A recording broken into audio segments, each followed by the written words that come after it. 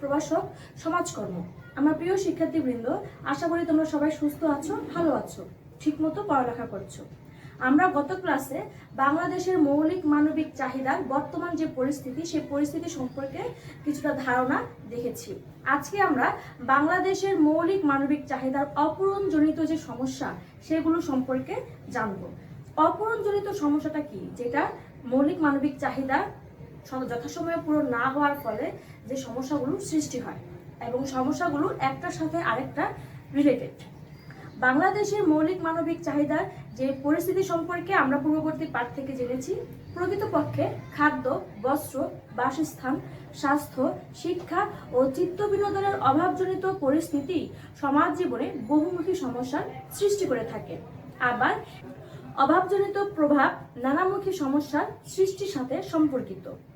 খাদ্য ঘাটতি, খাদ্যের সীমিত সরবরাহ, কৃত্রিম খাদ্য সংকট ও ভেজাল, দ্রব্যমূল্যের ঊর্ধ্বগতি প্রভৃতি কারণে বাংলাদেশের মানুষ প্রয়োজনীয় খাদ্য চাহিদা মেটাতে পারে না। তাছাড়া অধিকাংশ মানুষের মোট আয়ের সিংহভাগই ব্যয় হয় খাদ্য চাহিদা মেটাতে গিয়ে। এছাড়াও খাদ্যের যে পুষ্টিমান, সেগুলো সম্পর্কে অজ্ঞতা এবং পরিমাণের স্বল্পতার কারণে নানা সমস্যার সৃষ্টি করে থাকে। প্রয়োজনীয় খাদ্য পুষ্টির অভাব ও ভেজাল খাদ্যের কারণে যেসব সমস্যার সৃষ্টি হচ্ছে তা হচ্ছে শিশু ও মাতৃমৃত্যু, স্বল্পায়ু, বুদ্ধি প্রতিবন্ধিতা, অসুস্থতা, কর্মক্ষমতা হ্রাস, স্বল্প আয়, নিম্ন জীবনযাত্রার মান, নৈতিক অধঃপতন, অপরাধ। আবার একটি চাহিদার অভাবজনিত প্রভাব নানামুখী সমস্যার সৃষ্টির সাথে সম্পর্কিত। খাদ্য ঘাটতি, খাদ্যের সীমিত সরবরাহ, কৃত্রিম খাদ্য সংকট ও ভেজাল, দ্রব্যমূল্যের ঊর্ধ্বগতি প্রভৃতি কারণে বাংলাদেশের মানুষ প্রয়োজনীয় খাদ্য চাহিদা মেটাতে পারে না। তাছাড়া অধিকাংশ মানুষের মোট আয়ের সিংহভাগই ব্যয় হয় খাদ্য চাহিদা মেটাতে। এছাড়াও খাদ্যের পুষ্টিমান সম্পর্কে অজ্ঞতা এবং পরিমাপের স্বল্পতার কারণে নানা সমস্যার সৃষ্টি করে। প্রয়োজনীয় যে খাদ্য পুষ্টির অভাব ও ভেজাল খাদ্যের কারণে যেসব সমস্যার সৃষ্টি হচ্ছে তা হলো শিশু ও মাতৃমৃত্যু, স্বল্পায়ু, বুদ্ধি প্রতিবন্ধিতা, অসুস্থতা, কর্মক্ষমতা হ্রাস, স্বল্প আয়, নিম্ন জীবনযাত্রার মান, নৈতিক অধঃপতন, অপরাধ, কিশোর অপরাধ প্রবণতা, ভিক্ষাবৃত্তি এবং বিভিন্ন কারণে এই সমস্যাগুলো সৃষ্টি হয়ে থাকে।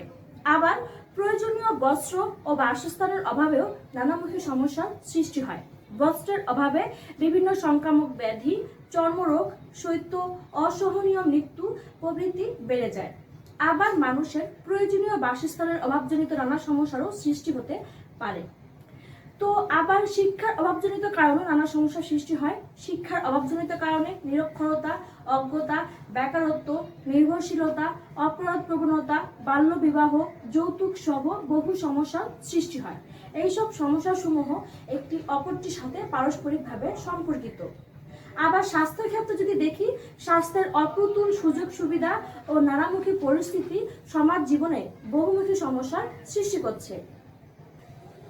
চিত্ত বিনোদনের অভাবজনিত কারণেও সমাজ জীবনের বহুমুখী সমস্যার সৃষ্টি হয়, যেমন অপরাধ প্রবণতা, মাদকাসক্তি, বিভিন্ন রকমের নির্যাতন ও শোষণ, হীনমন্যতা বোধ, একাকিত্ব সহ বহু সমস্যার সৃষ্টি হতে পারে। সমাজ জীবনেও মৌলিক মানবিক চাহিদার অপূরণজনিত সমস্যার একটি অপরটির সাথে সম্পর্কিত। কতগুলো সমস্যা রয়েছে যা বিভিন্ন চাহিদার অপূরণজনিত কারণে সৃষ্টি হতে পারে। আমি প্রথমেই বলে নিয়েছিলাম যে বিভিন্ন রকম সামাজিক সমস্যা একটার সাথে আরেকটা রিলেটেড। একটা সমস্যার কারণে আরেকটা সমস্যা হতে পারে। যে কোনো দেশের সামাজিক সমস্যা উদ্ভবের অন্যতম প্রধান কারণ হলো মৌলিক মানবিক চাহিদা পূরণের ব্যর্থতা। মৌলিক মানবিক চাহিদা যথাযথ পূরণ না হলে সমাজে কি হয়? বিভিন্ন রকমের সমস্যার সৃষ্টি হয়। আবার তেমনি স্বাভাবিক উপায়ে মৌলিক চাহিদা পূরণের ব্যর্থ হয়ে অস্বাভাবিক উপায়ে অবলম্বনের মাধ্যমে পূরণের প্রচেষ্টা হতেও বিভিন্ন সমস্যার সৃষ্টি হয়ে থাকে। এই জন্য সমাজবিজ্ঞানীরা মৌলিক মানবিক চাহিদা পূরণের ব্যর্থতাকে সামাজিক সমস্যার মৌলিক উৎস হিসেবে চিহ্নিত করেছেন। বাংলাদেশের মৌলিক মানবিক চাহিদা পূরণের ব্যর্থতা হতে উদ্ভূত প্রধান যে সমস্যাগুলো আছে, সেগুলো আমরা এখন পয়েন্ট আকারে দেখার চেষ্টা করব। প্রথমে যে কথাটা বলার একদম উপযুক্ত যে পয়েন্ট যদি বলা হয় সেটা হচ্ছে দারিদ্র। বাংলাদেশের মৌলিক মানবিক চাহিদা পূরণের ব্যর্থতা হতে সৃষ্ট যে সমস্যাগুলো আছে সেগুলোর মধ্যে দারিদ্র অন্যতম। মৌলিক মানবিক চাহিদা পূরণের ব্যর্থতা হতে যেমন দারিদ্র বৃদ্ধি পায়, তেমনি মৌলিক মানবিক চাহিদা পূরণের অন্যতম প্রতিবন্ধক হচ্ছে দারিদ্র। বাংলাদেশে আয় বঞ্চিত দারিদ্র এবং শিক্ষা ও পুষ্টি বঞ্চিত মানব দারিদ্র উভয় ক্ষেত্রে মৌলিক মানবিক চাহিদা পূরণের ব্যর্থতার প্রভাব রয়েছে। খানা আয় ব্যয় জরিপ 2016 অনুযায়ী জাতীয় পর্যায়ে 24.30 ভাগ এবং পল্লীর 26.40 ও শহরের 18.90 ভাগ লোক দারিদ্র সীমার নিচে বাস করছে। অন্যদিকে 12.90 ভাগ লোক চরম দারিদ্র সীমার নিচে বাস করছে। খাদ্য, শিক্ষা, আশ্রয়ের মতো মৌলিক মানবিক চাহিদা পূরণের ব্যর্থতা হতে দারিদ্র সমস্যা সৃষ্টি হয়েছে। তাহলে আমরা কি দেখতে পাচ্ছি যে মৌলিক মানবিক চাহিদা পূরণের ব্যর্থতা হতে যে সমস্যাগুলো সৃষ্টি হয় তার মধ্যে দারিদ্র কিন্তু অন্যতম। তারপরে যে পয়েন্টের কথা বলবো সেটা হচ্ছে স্বাস্থ্যহীনতা। বাংলাদেশের মৌলিক মানবিক চাহিদা পূরণের ব্যর্থতা হতে সৃষ্ট আরেকটি অন্যতম সমস্যা হচ্ছে স্বাস্থ্যহীনতা। খাদ্য, বস্ত্র, আশ্রয়, শিক্ষা, চিত্ত বিনোদন এইসব মৌলিক মানবিক চাহিদা যদি যথাযথভাবে পূরণের ব্যর্থতা যদি হয়, যদি ঠিক মতো পূরণ যদি না হয়, তার ব্যর্থতা থেকে স্বাস্থ্যহীনতার একটি প্রধান কারণ, স্বাস্থ্যহীনতারও জন্ম দিতে পারে। বাংলাদেশ পরিসংখ্যান ব্যুরোর খানা আয় ব্যয় জরিপ 2016 অনুযায়ী, তো বিবিএস এর খানা আয় ব্যয় জরিপ 2016 তথ্য অনুযায়ী বাংলাদেশের চরম দারিদ্র রেখার নিচে অবস্থানকারী জনসংখ্যার শতকরা হার জাতীয় 12.90 ভাগ, শহরে 7.6 ভাগ, গ্রামে 14.9 ভাগ এবং দারিদ্র রেখার নিচে অবস্থানকারী জাতীয় পর্যায়ে 24.3 ভাগ, শহরে 18.9 ভাগ এবং গ্রামে 26.4 ভাগ। এরা দৈনিক মাথাপিছু যথাক্রমে 1805 থেকে 2122 কিলোক্যালোরি খাদ্য শক্তির নিচে গ্রহণ করে। তো স্বাস্থ্য রক্ষার জন্য পর্যাপ্ত সুষম খাদ্যের অভাবে দেশের বৃহত্তর দারিদ্র মানুষ প্রত্যাশিত স্বাস্থ্য যে মান সেটা অর্জনে সক্ষম হচ্ছে না। অপূরিত মৌলিক মানবিক চাহিদার একটি অবশ্যম্ভাবী পরিণতি হচ্ছে জনগণের স্বাস্থ্যহীনতা। কারণ প্রথমত সুস্বাস্থ্যের জন্য প্রয়োজনীয় ভিটামিন ও প্রোটিনযুক্ত খাদ্য গ্রহণ করা একান্তই অপরিহার্য। তাছাড়া ব্যক্তির বয়স, দৈহিক অবস্থা এবং শ্রমের প্রকৃতি অনুসারে গুণগত খাদ্যের সাথে সাথে পরিমাণগত খাদ্যেরও প্রয়োজন রয়েছে। কিন্তু দেশের অধিকাংশ জনগণ প্রয়োজনীয় গুণগত ও পরিমাণগত খাদ্য গ্রহণ করতে পারছে না বলে স্বভাবতই তারা স্বাস্থ্যহীনতার শিকার হচ্ছে। দ্বিতীয়ত আমরা যদি দেখতে যাই, বস্ত্র শুধু লজ্জাই নিবারণ করে না, বরং কি করছে, মানুষকে শীত, তাপ, ধুলোবালি, রোগ জীবাণু ইত্যাদি থেকে রক্ষা করছে, যা স্বাস্থ্য রক্ষার জন্য অপরিহার্য। কিন্তু আমাদের দেশের অধিকাংশের পক্ষেই প্রয়োজনীয় ও স্বাস্থ্যসম্মত বস্ত্র পরিধান করা সম্ভব নয়। ফলে কি হচ্ছে, স্বাস্থ্যহীনতার শিকার হচ্ছে।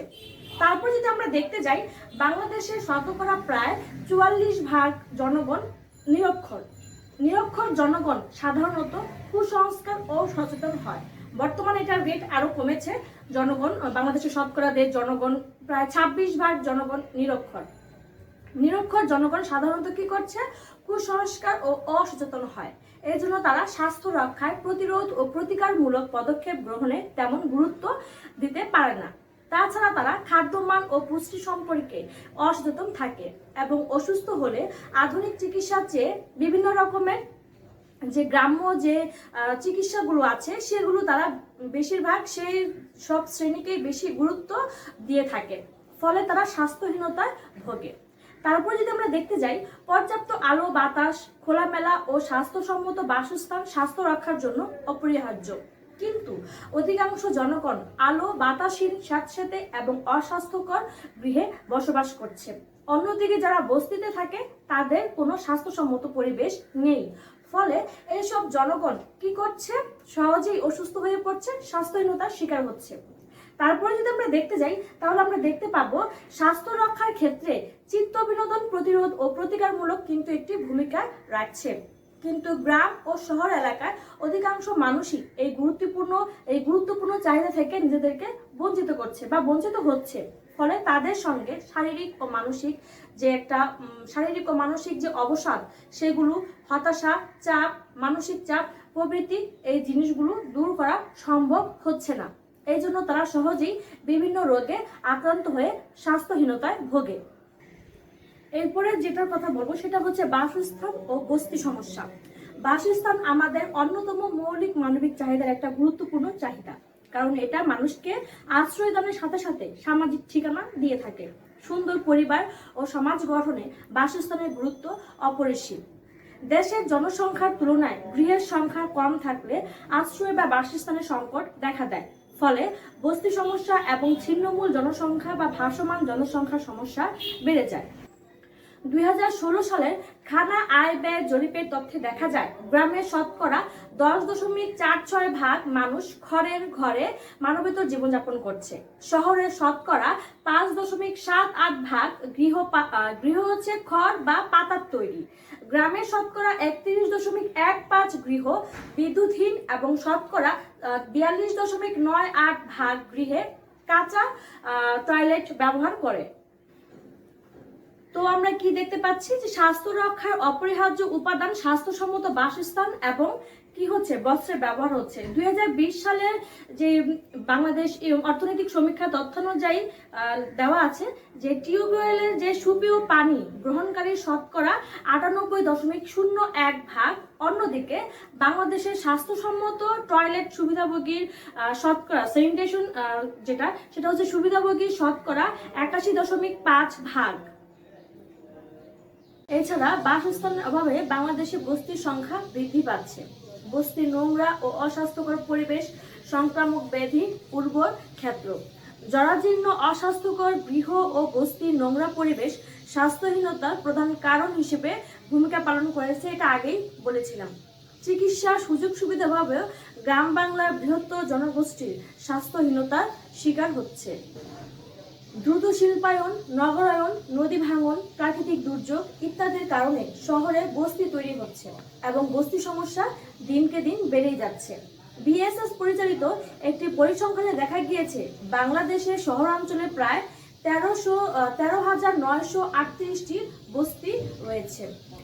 এই ডাটাটা নেওয়া হয়েছিল 2020-এর জানুয়ারিতে। দৈনিক ইত্তেফাকে এই তথ্যটা দেওয়া হয়েছিল। এখন যে পয়েন্ট নিয়ে আলোচনা করবো সেটা হচ্ছে পুষ্টিহীনতা।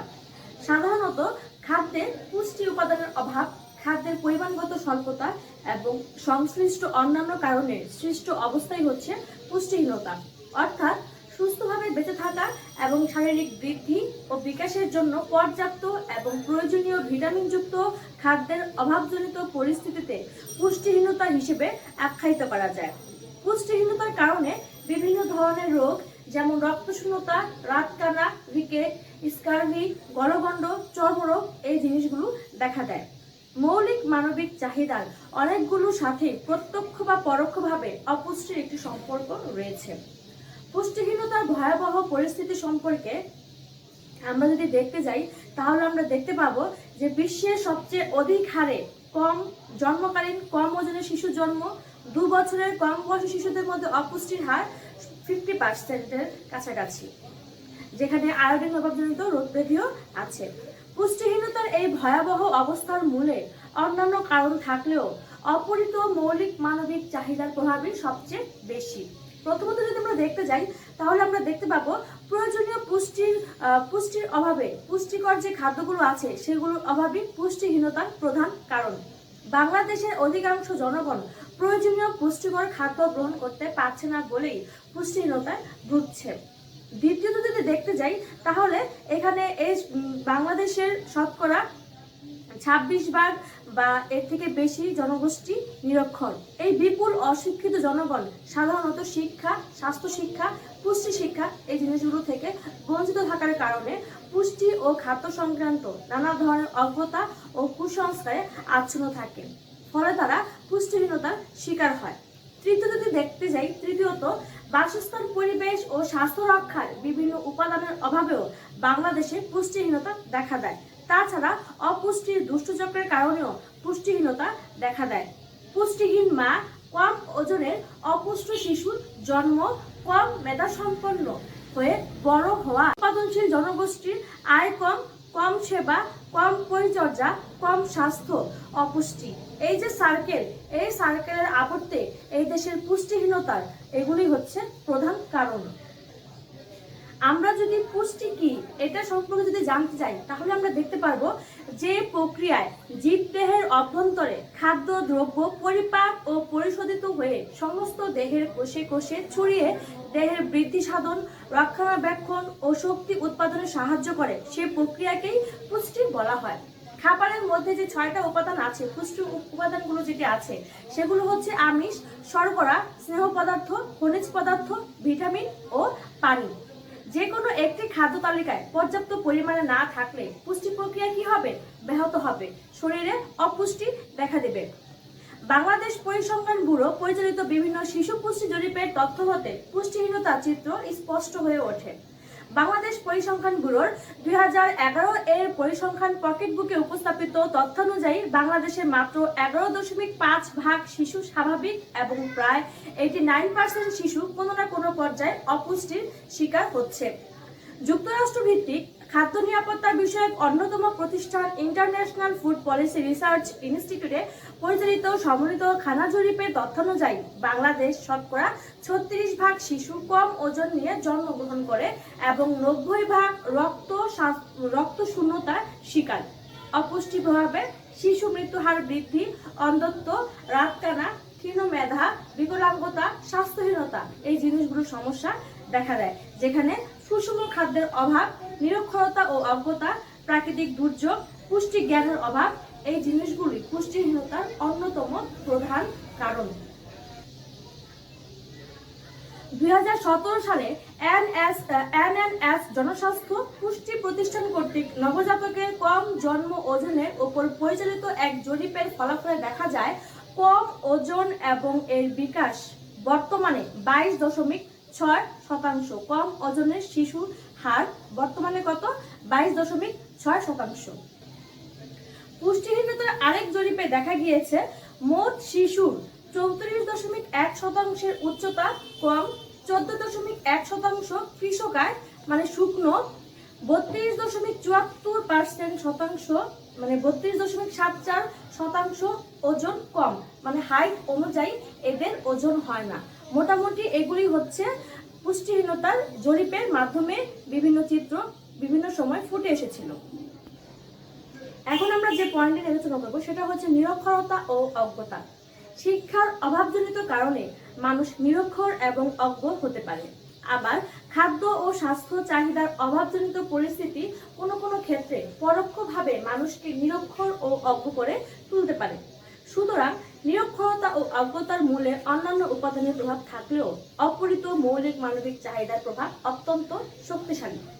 মৌলিক মানবিক চাহিদার মধ্যে বস্ত্র, বাসস্থান, চিত্তবিনোদন এইসব অভাবজনিত পরিস্থিতি মানুষের মধ্যে শিক্ষার প্রতি আগ্রহবোধকে হ্রাস করতে পারে।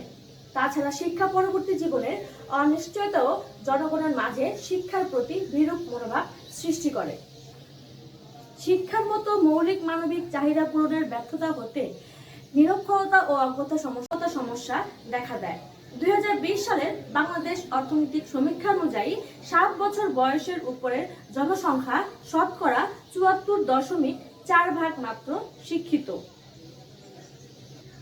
এর মধ্যে পুরুষের মধ্যে আছে 73.5% এবং নারী শিক্ষার হচ্ছে 72.3%। এখনো প্রায় 26% লোক নিরক্ষর। জনসংখ্যা বৃদ্ধির সঙ্গে সামঞ্জস্য রেখে শিক্ষার সুযোগ সুবিধা অপেক্ষাকৃত কম বৃদ্ধি পাওয়ায় নিরক্ষরতা প্রত্যাশা অনুযায়ী হার হ্রাস পাচ্ছে না।